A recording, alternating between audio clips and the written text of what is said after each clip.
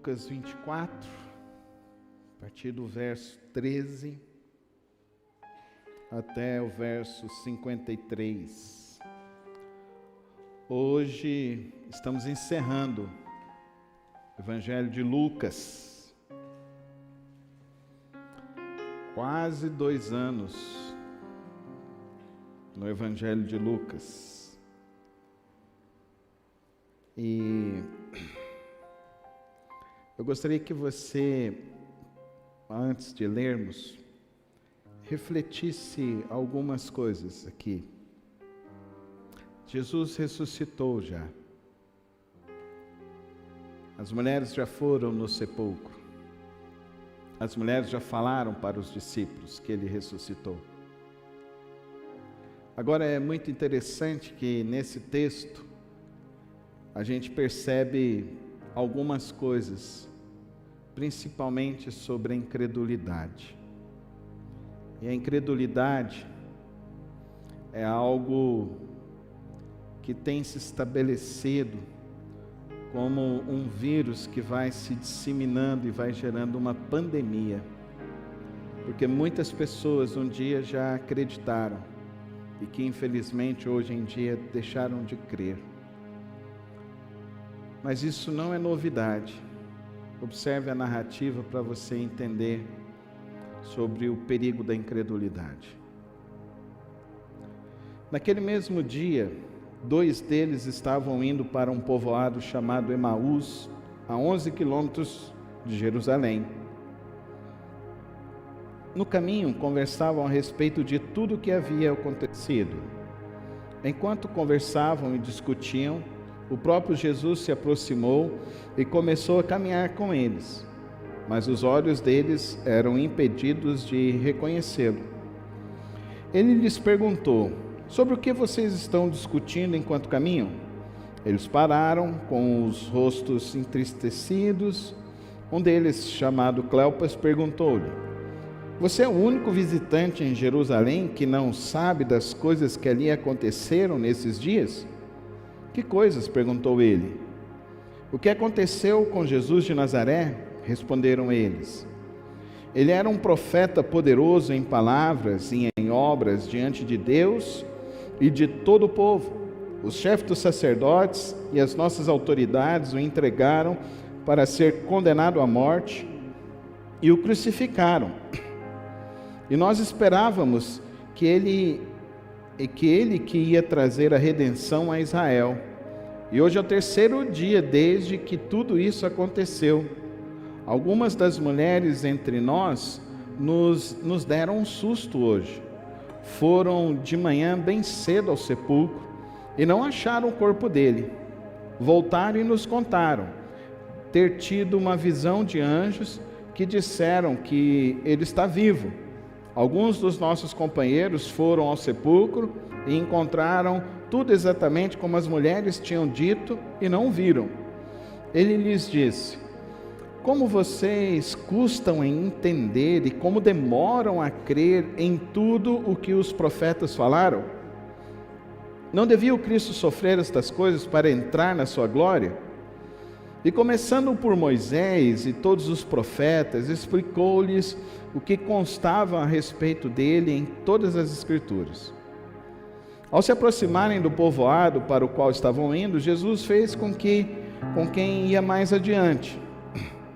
Mas eles insistiram muito com ele: fique conosco, pois a noite já vem. O dia já está quase findando. Então ele entrou para ficar com eles. Quando estava à mesa com eles, tomou o pão, deu graças, partiu e o deu a eles. Então os olhos deles foram abertos e reconheceram, e ele desapareceu da vista deles. Perguntaram-se um ao outro: não estava queimando o nosso coração enquanto ele nos falava no caminho e nos expunha as Escrituras? Levantaram-se e voltaram imediatamente para Jerusalém. Ali encontraram os 11 e os que estavam com eles reunidos, que diziam: é verdade, o Senhor ressuscitou e apareceu a Simão. E então os 2 contaram o que tinha acontecido no caminho e como Jesus fora reconhecido por eles quando partiu o pão. Enquanto falavam sobre isso, o próprio Jesus apresentou-se entre eles e lhes disse: paz seja com vocês. Eles ficaram assustados e com medo. Pensaram que estavam vendo um espírito. Ele lhes disse: por que vocês estão perturbados? E por que se levantam dúvidas no coração de vocês? Vejam as minhas mãos e os meus pés, sou eu mesmo. Toquem-me e vejam. Um espírito não tem carne nem ossos, como vocês estão vendo que eu tenho. Tendo dito isto, mostrou-lhes as mãos, os pés, e por não crerem ainda, tão cheios estavam de alegria e de espanto, ele lhes perguntou: vocês têm aqui algo para comer? Deram-lhe um pedaço de peixe assado, e ele o comeu na presença deles, e disse-lhes: foi isso que eu lhes falei, enquanto ainda estava com vocês.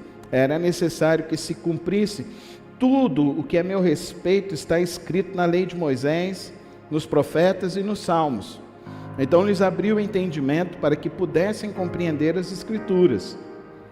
E lhes disse: está escrito que Cristo haveria de sofrer e ressuscitar dos mortos no terceiro dia, e que em seu nome seria pregado arrependimento para perdão de pecados a todas as nações, começando por Jerusalém. Vocês são testemunhas destas coisas. Eu lhes enfio a promessa de meu Pai, mas fiquem na cidade até serem revestidos do poder do alto. Tendo-os levado até a proximidade de Betânia, Jesus ergueu as mãos e os abençoou. Estando ainda a abençoá-los, ele os deixou e foi elevado ao céu. Então eles o adoraram e voltaram para Jerusalém com alegria, e permaneciam constantemente no templo, louvando a Deus. Pai Celeste, nesta hora, Deus, que abrimos Tua Palavra, que lemos ela publicamente, eu rogo a Deus que Teu Espírito Santo venha agir, ó Deus, em nossas mentes, em nossos corações, para que possamos compreender a Tua boa, perfeita e agradável vontade. Usa-me, ó Deus, somente para anunciar o Teu querer para as nossas vidas nesta hora. É assim que rogo ao Senhor, no precioso nome de Cristo Jesus. Amém e amém. A incredulidade é algo extremamente perigoso, e nenhum de nós está isento de sermos atingidos por esse terrível vírus. Quantos de nós já ouviram um milagre e não acreditou? Quantos de nós já acreditou na palavra e hoje talvez não acredite mais? Quantos de nós já aprendemos que a palavra, a leitura, a igreja, o jejum é algo precioso para as nossas vidas, mas não praticamos regularmente, deixamos de crer e de viver? Esses homens, esses discípulos, eles viveram com Jesus. Os 3 anos que eles viveram foram 3 anos intensos. 3 anos que eles viram Jesus curando pessoas, dando vista a cegos, fazendo coxos andar, mulheres enfermas sendo curadas, pessoas com dificuldade na fala começarem a falar. Eles viram Jesus parando tempestades, eles viram Jesus alimentando uma multidão com poucos recursos, eles viram e testemunharam coisas estrondosas, eles viram pessoas com mais de 30 anos de doenças e enfermidades e que foram curados. O que ocorre no final, após a sua morte? Eles obedecem à palavra de Jesus? Permaneçam em Jerusalém? Não. Eles deixam de cumprir. Vão embora então desanimados para Emaús. Vão caminhando uma distância como se fosse daqui até o Serra Dourada. E nessa caminhada, chega então um viajante do lado deles. Era Jesus. Eles não reconhecem Jesus. Jesus está do lado deles, conversando com eles, eles não reconhecem Jesus. E aqui é uma grande questão para mim e para você. Quantas vezes eu e você já tivemos um torpor emocional e deixamos de acreditar que Cristo está ao nosso lado? Quantas vezes em nossas vidas, passando por uma situação um pouco mais difícil, deixamos de acreditar que Ele está ao nosso lado? Deixamos de ouvi-lo, deixamos de entendê-lo, deixamos de compreendê-lo. É isso que está acontecendo com esses homens aqui na caminhada de Emaús. Jesus então pergunta para eles o que ocorreu. Eles relatam a história da vida deles. E isso é muito importante para mim e para você, e esse é um processo terapêutico e de análise que todas as pessoas deveriam fazer. Contar a sua história. E é muito interessante isso, porque Jesus então faz desse recurso terápico e pede para que eles contem o que havia ocorrido, o que eles estavam passando, o que eles estavam enfrentando. Esse é um princípio de cura, esse é um princípio de libertação para a alma humana. Não adianta você querer viver a sua vida achando que o seu passado não te influencia. Influencia sim, infelizmente. Muitas das vezes, o torpor emocional que você está vivendo e a sua falta de visão para as coisas tem muito a ver com a sua história pregressa. Tem muito a ver com as suas experiências passadas, que muitas das vezes elas criam bloqueios, travamentos que te impedem de enxergar a realidade como ela é. Jesus então pede para que eles contem, eles contam, eles conversam, eles falam. E Jesus então diz a eles, traz à memória deles o quê? A palavra de Deus. Irmão, nunca ignore o poder da palavra de Deus, porque a palavra de Deus ela é poderosa. Ela é poderosa. A palavra de Deus, segundo o autor bíblico, segundo o apóstolo Paulo, ela é inspirada por Deus, apta para instruir, apta para corrigir, apta para admoestar e levar a todo homem a toda boa obra. Você quer viver uma vida boa? Ouça a palavra de Deus. Relembre o que a palavra de Deus diz. Em tempos de crises, em tempos de problemas, em tempos de dificuldades, é muito importante recorrer à palavra de Deus. Esse é o segundo ensino que a gente precisa tirar. Jesus então conta toda a história bíblica para eles. E aqui vem uma pergunta fundamental nesse texto, porque é uma observação muito interessante, porque logo após Jesus desaparecer, eles falam um para o outro: nosso coração não estava queimando e pulsando quando Ele nos conversava conosco, quando Ele nos contava a palavra de Deus?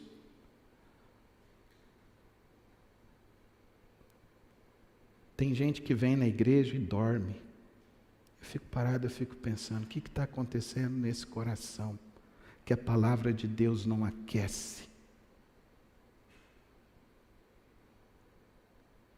Tem gente que vem na igreja, na hora da pregação, levanta 5 vezes para fazer eu não sei o quê. O que acontece que a palavra de Deus não aquece esse coração? Tem pessoas que não largam o celular na hora da pregação. Por que a mente dessa pessoa está tão inquieta que ela não consegue nem ao menos sentir algo do Espírito Santo em sua vida, em sua alma? Aqui nós estamos diante do maior pregador do universo, Jesus Cristo. Ele anunciou para os seus discípulos, ele disse para os seus discípulos tudo que haveria de ocorrer, mas eles não se atentaram. Então aqui traz uma terceira lição para nós. Muitas das vezes Deus quer falar com você, mas se você não der atenção para aquilo que Deus quer dizer com você, não adianta nada. Deus quer falar com você, mas se você não crer que Deus tem uma palavra para o seu coração, não adianta nada. o maior pregador do universo, falou com esses homens. O torpor emocional, a cegueira espiritual, a incredulidade já estava estabelecida no coração desses homens, que 5 dias antes haviam visto esse Jesus ressuscitar a Lázaro. Mas nem o milagre de Lázaro foi capaz de produzir uma mudança na alma deles, porque a alma deles estava impregnada da falta de fé, da incredulidade, e estavam impregnados de uma soberba humana. Eu já sei, eu não preciso de saber mais, eu não preciso compreender mais. E todas as vezes que nós somos enfeitiçados por esse auto-engano, cavamos poços sem água, vivemos em miséria espiritual, vivemos em miséria nessa vida que Deus tem para nos dar. O que você sente no seu coração quando você ouve a palavra de Deus? Seu coração queima? Seu coração queima pelas coisas de Deus? Quem tem algo com o Espírito de Deus, o coração dele não somente queima, a palavra de Deus fala que ele tem fome e sede de Deus. A minha alma tem fome e sede de Deus. O salmista fala que ele tinha fome e sede das palavras, de estar no tabernáculo de Deus, que a alegria dele era estar ali, ele queria estar reunido na assembleia com o povo, porque aquilo ali era algo mais importante do que estar 1000 dias em qualquer outro lugar. Era ali que tinha a produção da satisfação para a alma e para a vida humana dele.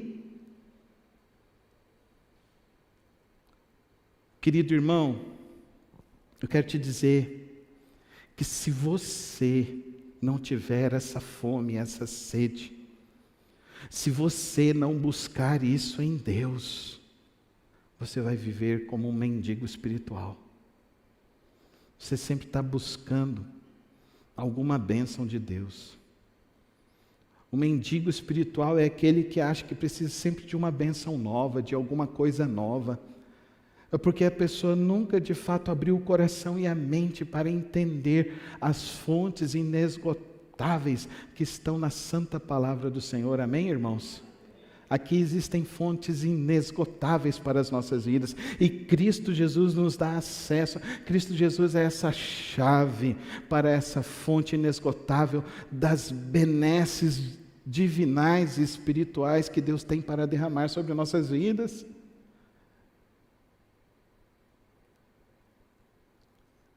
Tem pessoas que querem muito ver a igreja crescer e chegam aquelas sugestões para mim: pastor, faz uma campanha, 7 semanas, pastor, funciona.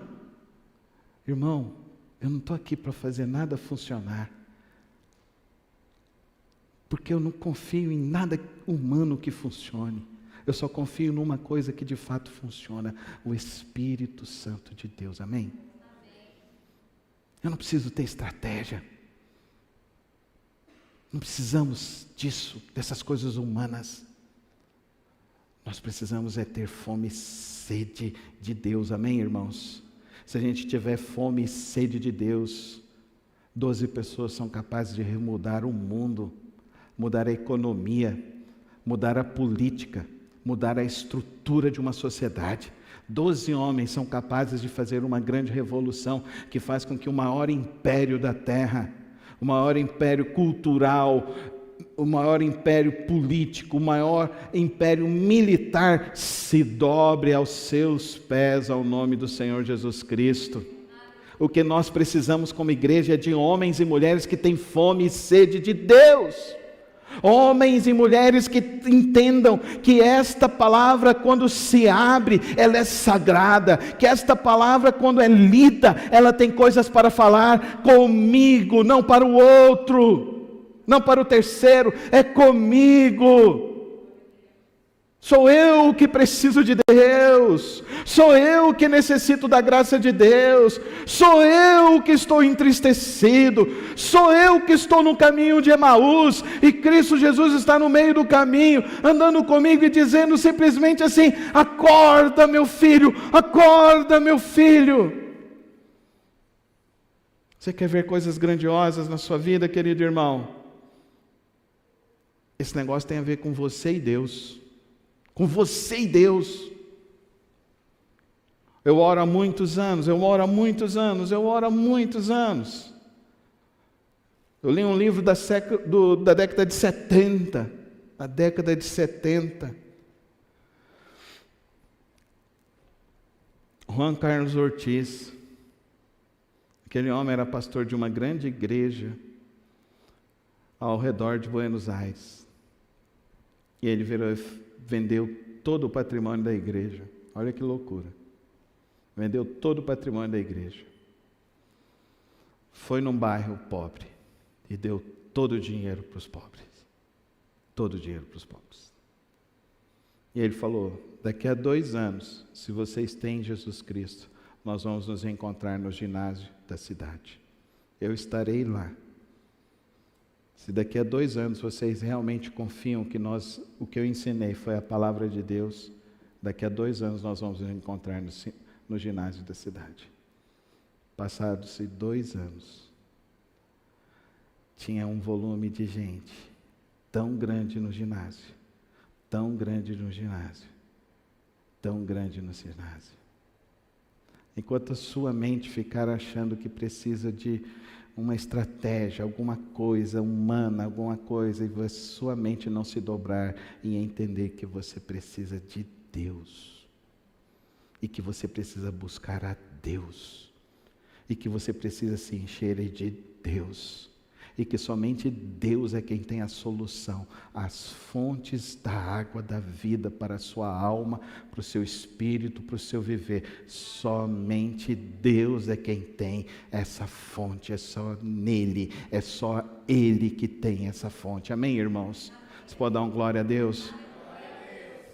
É somente Ele. Agora,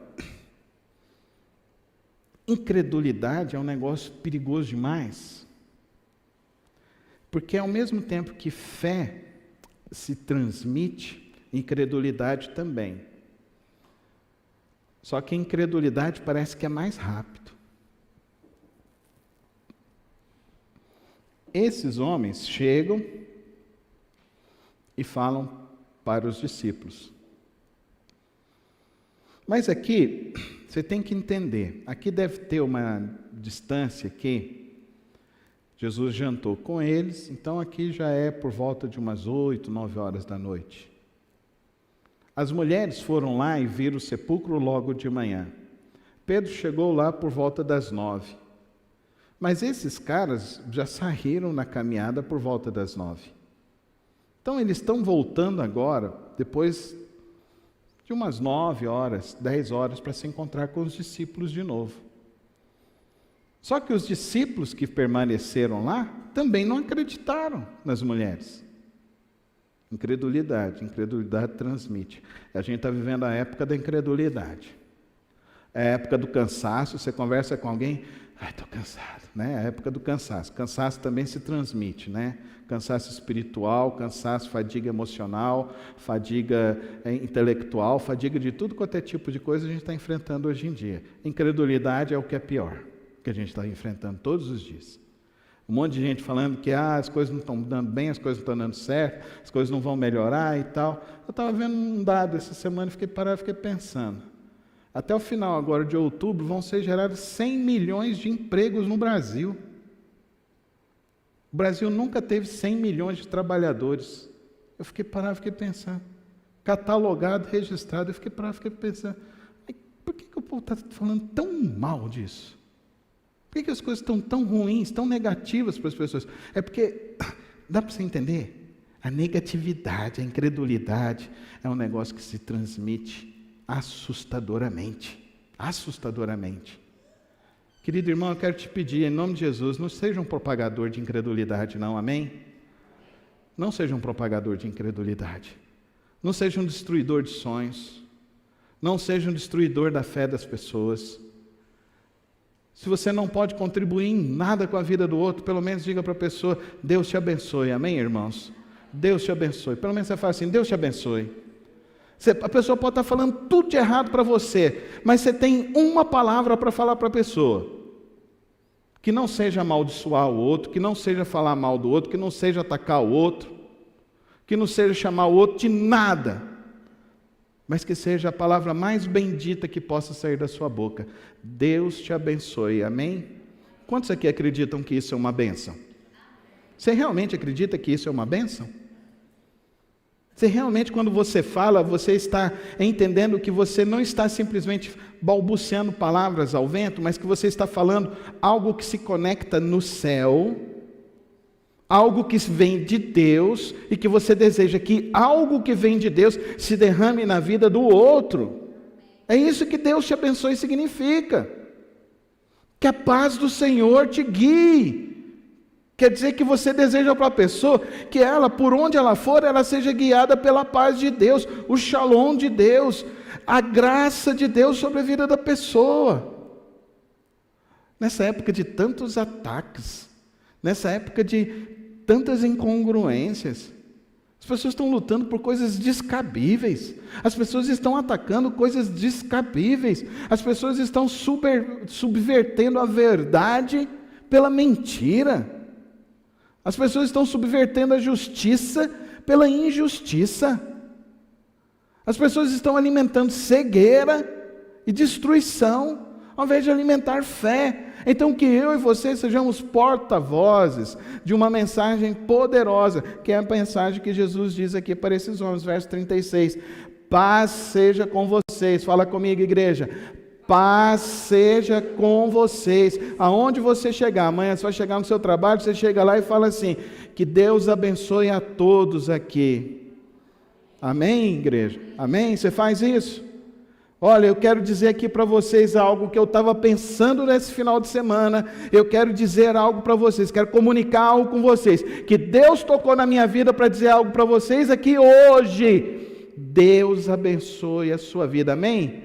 Olha que palavra poderosa, olha que mensageiro poderoso você será, olha o que você pode produzir de efeito na vida de alguém, que você não sabe como é que está o final de semana dele, que você não sabe o que ele está atravessando, mas você chega lá e fala: esse final de semana Deus me tocou para dizer algo para vocês. Deus abençoe a sua vida, a sua casa, a sua família e o seu trabalho nessa semana, amém, irmãos? Sejamos portadores da mensagem de vida, da mensagem que pode transformar o mundo. É a mensagem que Jesus está ensinando aos seus discípulos. Mas olha que absurdo.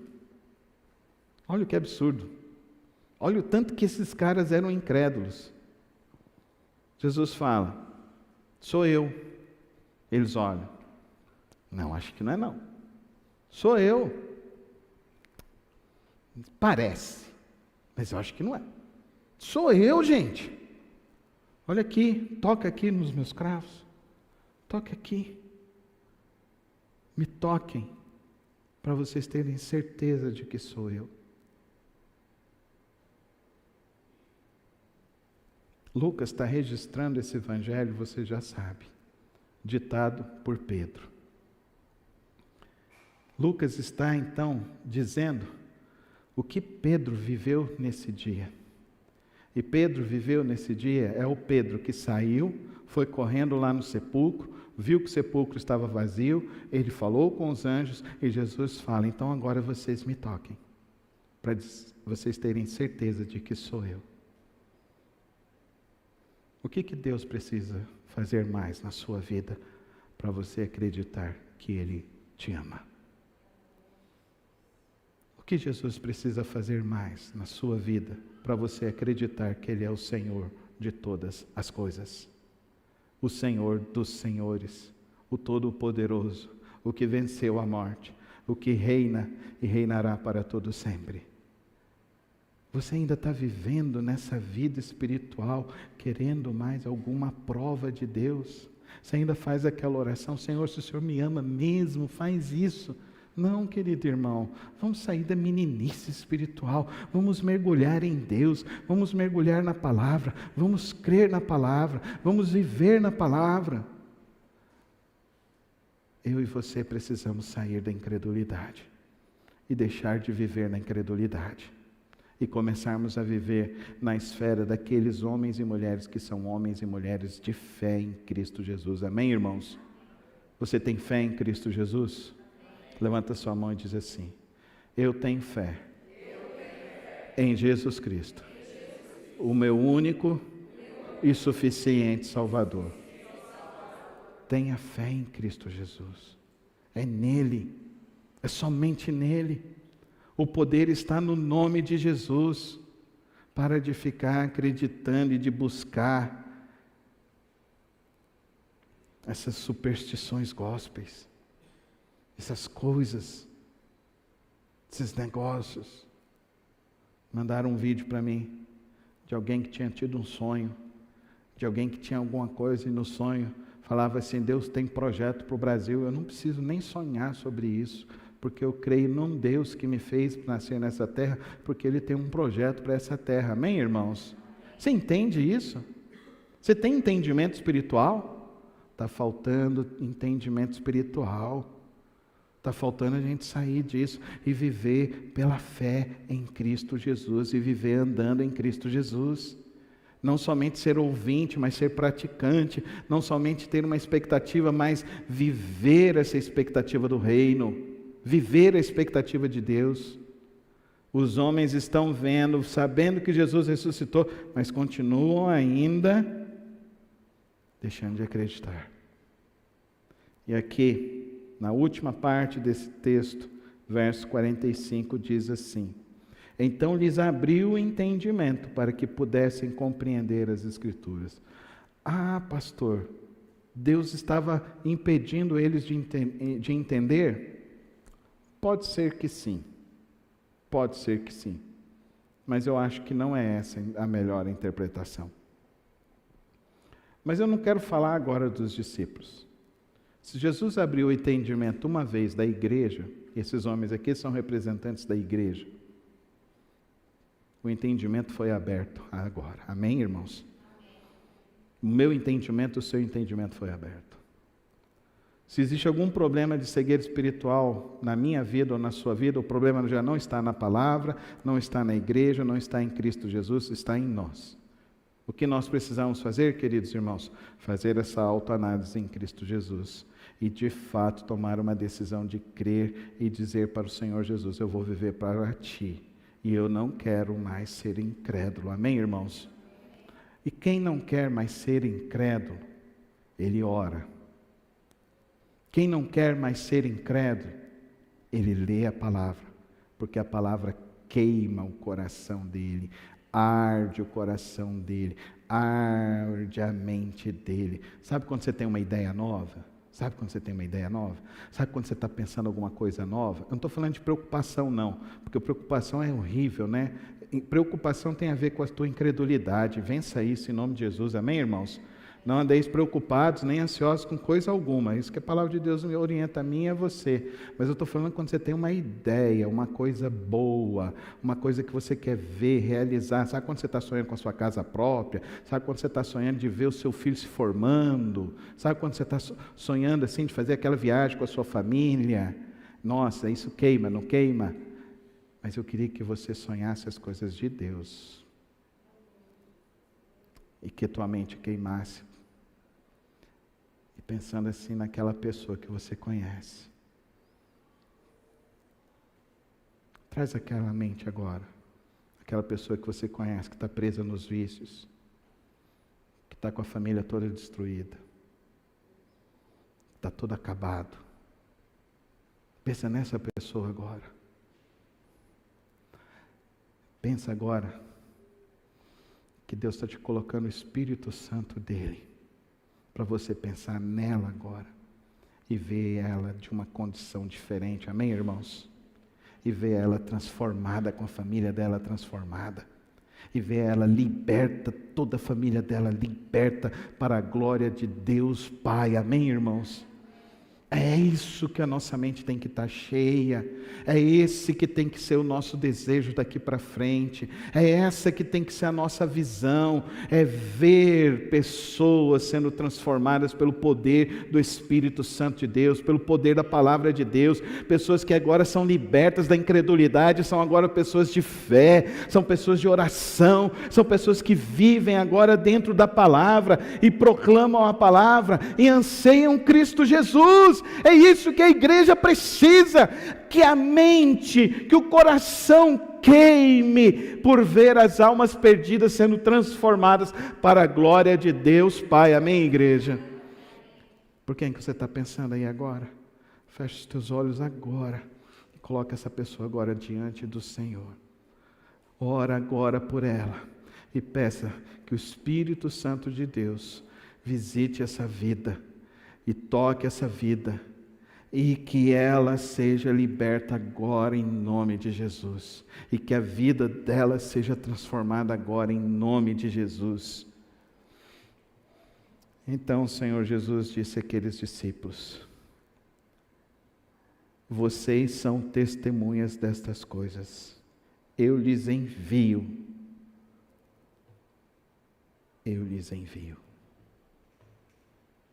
Creia, vença a tua incredulidade e viva pela fé em Cristo Jesus, transformando vidas, libertando corações. Sabe o que esse mundo precisa? Verdadeiros discípulos de Jesus, que amam Ele verdadeiramente. Sabe o que a sua família precisa? De um homem e de uma mulher de oração. Sabe o que você precisa? Alguém que tem fome e sede da palavra de Deus. Sabe o que esse mundo precisa? Homens e mulheres que confiam plenamente em Cristo Jesus. Que o Espírito Santo de Deus nos levante assim nessa manhã. Amém? Vamos ficar em pé na presença do Senhor. E que Deus nos use poderosamente. E que Deus derrame o Espírito Santo dele poderosamente em nossas vidas nessa manhã. Que os nossos corações verdadeiramente sejam cheios do Espírito Santo da promessa. Eu quero agradecer a Ti, Santo Deus, por essa incrível jornada que foi, ó Deus, de estudar o Evangelho de Lucas. Por tantas experiências que o Senhor nos levou nesses 2 anos, por tantas verdades que nós aprendemos, mas que nesta manhã, ó Deus, a nossa vida não seja apenas ouvir, mas seja praticar, ó Deus, a Tua vontade, praticar o Teu querer, Senhor, praticar isso em nós, em nossas famílias e nesta igreja, Senhor. Que a Tua palavra seja de fato viva, eficaz, poderosa, que a Tua palavra possa gerar em nós verdadeiros anseios espirituais, que a Tua palavra nessa manhã venha curar os corações incrédulos, venha curar, ó Deus, os corações sem fé, venha, ó Deus, revestir, ó Deus, os corações desanimados, venha, ó Deus, hoje, ó Deus, encher de aspirações celestiais, venha encher, ó Deus, de visões maravilhosas do Senhor, ó Pai. E que o Senhor venha nos conduzir, ó Deus, sempre a Tua boa, a Tua perfeita e a Tua agradável vontade. Eu rogo, Senhor, que o Senhor continue nos fortalecendo e nos ajudando sempre a viver no Teu querer e na Tua vontade. Em nome de Jesus. Amém. Amém.